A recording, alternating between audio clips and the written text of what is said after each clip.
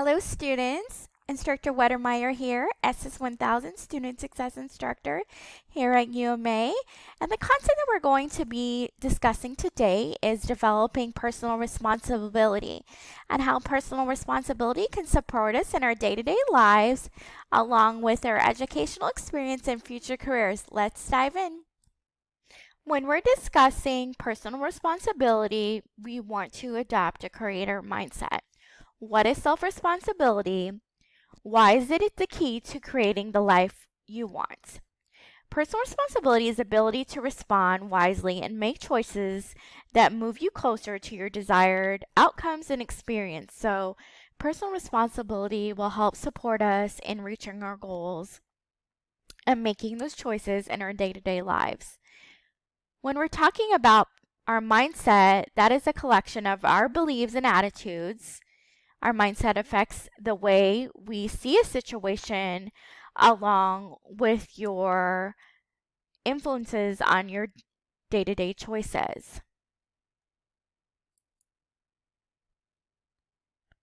When it comes to personal responsibility, some things to keep in mind that personal responsibility and your responsibility are your words, your behavior, your actions, your efforts, the mistakes you make, the ideas you create, and the consequences of your actions.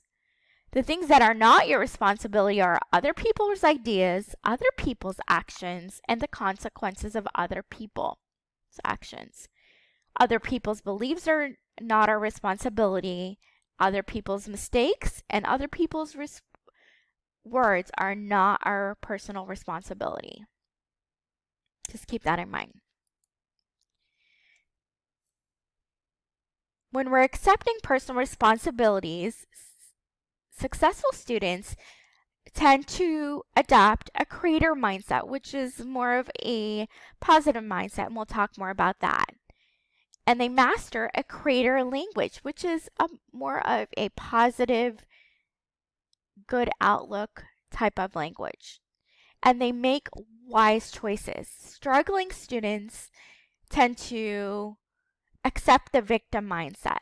The students that are not practicing personal responsibility, meaning that they have a negative outlook, they tend to blame others, and they use a victim language, which is just a negative self-talk, and they make decisions carelessly. So they're making decisions without thinking through what the consequences could be. Victim and creator mindset. So when we're talking about a victim mindset, that keeps people from seeing and acting on choices that could lead to their success. So they see things more in a negative light. So they're not seeing success for themselves. And then we have creator mindset that causes people to see multiple opportunities. They can choose wisely among them and take effective actions to achieve what they want in life. So they're more likely to reach their goals in life. And then we're going to be discussing the responsibility and the culture of personal responsibility. So when we're talking about responsibility, there is the internal locus of control. It's the belief that one controls most of or all of your own destiny. So that's what you believe. You control your own destiny by your actions. And then there's external locus of control, the belief that factors beyond one's control and determines one's destiny. So you're more believing on the things on the outside and in destiny that controls what may happen. When we're discussing higher education culture, higher education students are adults. Adults, we make our own choices. So we have to accept our responsibility for the consequences of our own choices. When it comes to responsibility and choice, the key ingredient of personal responsibility is choice. We make choices every day. And in the brief moment between the stimulus and response within our brain, which is the nerves that we have all over, for example, if we are about to touch a hot stove, we get an alert saying something tells us do not touch that hot stove. So that's where the stimulus and response comes in. We make the choices that influence the outcomes of our lives. So when we're talking about the stimulus choice, there's both the victim mindset and the creator mindset. The victim mindset response would be blaming others, complaining, excusing, and repeating behaviors. So it's more of a negative mindset. And victim mindsets don't tend to reach their goals in life. And then there's a creator mindset, which the response is they're seeking solutions to problems, they're taking action, they're doing something new if something old is not working so they can reach their goals. And creator mindset tend to often reach their goals in life. Mastering a creator language. How can you create a greater success by changing your vocabulary? So that's, again, about that positive mindset. Self-talk is important because what you say to yourself determines the choices you make at each fork in the road. The inner critic in us will say it's an inner voice that judges us as inadequate. So it can be a negative. And then the inner defender is the inner voice that judges others. And then we have our inner guide. It's the inner voice that seeks to make the best of any situation by telling us the impartial truth and knows that judgment does not improve a difficult situation. So when it comes to the language of responsibility with the victim mindset, a person with the victim mindset might think like this: I'm terrible in the subject. So that's an example of an inner critic. And then the instructor is so boring, he puts me to sleep. There's an example of an inner defender of the way a person might think with a victim mindset. And a person with a creator mindset will have more of a positive outlook and think this way: I find this course challenging, so I'll start a study group. So when challenging things come along, they are problem solving, they're seeking solutions. I find it difficult to pay attention in class, so I'll challenge myself to take at least one page of notes. Again, that's an example of that inner guide in you. Starting something new if something old is not working, or trying something new and finding solutions to issues.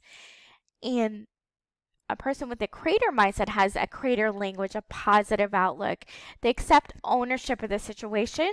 They're going to make a plan to solve the situation, and they're going to take the steps to get to where they need to be. When we're making wise decisions, how can you improve the quality of the decisions you make, or how can you take personal responsibilities for the outcomes and experiences in your life?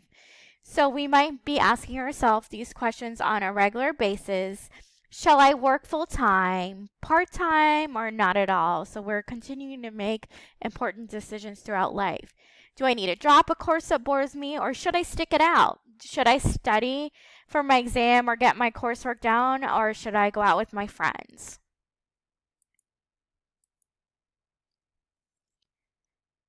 The wise choices that we make definitely have a process. We have to think about what's my present situation. So we have to look at the situation. How would I like it to be? What are our goals? What are my possible choices? So we need to weigh out all of our options and what's the likely outcome of each. So we need to weigh out our options and look at what the best outcome is. Which choice will I commit to doing? So we need to make sure when we have those options and we choose which one we know that we can do and that's going to work with our day-to-day lives. And when and how will I evaluate my plan? And that is when the important time management skills come in to help us make better choices. When we're discussing personal responsibility at work and personal responsibility in our social responsibility, again, that means working with others, the personal responsibility ownership for your own work choices and the outcomes you create. So it's important. We have to take responsibility of our own choices because every action, you've heard this before, has some kind of outcome or reaction. And we have to be responsible for those. Following the professional standards that are expected you in your field. So again, being professional within the workplace, being timely, being respectful. And then there's that social responsibility, meaning working with others. It's ownership of your behavior towards others.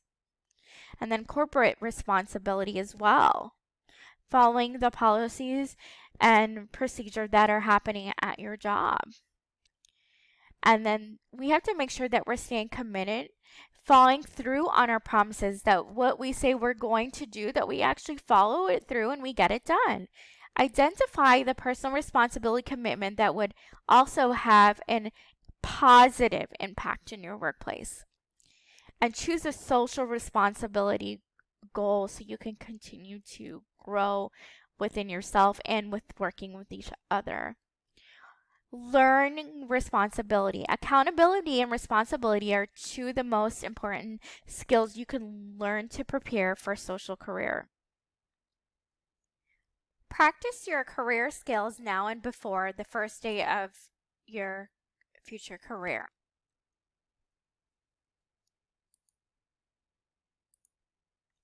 Believing in yourself. How can you raise your self-esteem by changing your self-talk?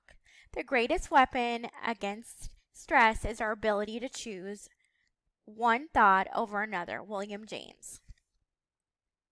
Change your inner conversation. The curse of stinking thinking. Upsets are caused by what we think about our problems, how we think about the events in the key issue. Irrational thoughts are the chatter of the inner critic and the inner defender. Again, that's the way we see things in a negative manner. And a stronger inner guide is both a cause and effect of the higher self-esteem. So that's building that good, healthy self-esteem and that positive mindset. Disputing irrational beliefs. 4 effective ways to dispute irrational beliefs are: offer the evidence, okay, and offer a positive explanation, and question the importance of the problem. Offer a plan to improve the situation. So we have an issue, we want to find ways to solve it. Then there is the stereotype threat. Fear that your behavior might confirm a negative stereotype about a cultural group to which you belong. Or the resulting anxiety can cause a self-fulfilling prophecies. Dispute the negative, irrational belief stereotype. So this is how we can change our inner conversations about the way we feel about ourselves on a daily basis. I'm going to share 11 habits of responsible people, which I found in an article, and I also share the information below. Don't make excuses. Responsible people organize their lives. They're on time, so they're practicing healthy time management. They cancel plans ahead of time. They control their emotions, so they're definitely using emotional intelligence, self-awareness, self-management, and personal responsibilities. They don't complain. They know trust needs to be earned. And consistency is important, that we're keeping up with what we're doing, setting those reminders on a regular basis to get things done. They're able to hold themselves accountable and admit their mistakes. There's also self-discipline. And they also don't procrastinate. Again, they get things done when they need to be done. This way they're eliminating their strengths and they are able to practice positive time management. Here are some personal responsibility tech tips that you can use or you can find online or download apps. Local of control test that we talked about was a locus of control. That inner locus are our own inner beliefs, and then the outer locus regarding the belief of outside and destiny. And then there's also ahuna.com, and then there's a choice map and decision buddy that you can use. The key takeaways of personal responsibility that we went over today are: Personal responsibility, again, is the ability to respond wisely and make choices that move you closer to your desired outcomes and experiences. We want to have a creator mindset that causes people to see multiple options, choose wisely among them, and take effective actions to achieve the life they want. We want to practice that positive self talk that we discussed.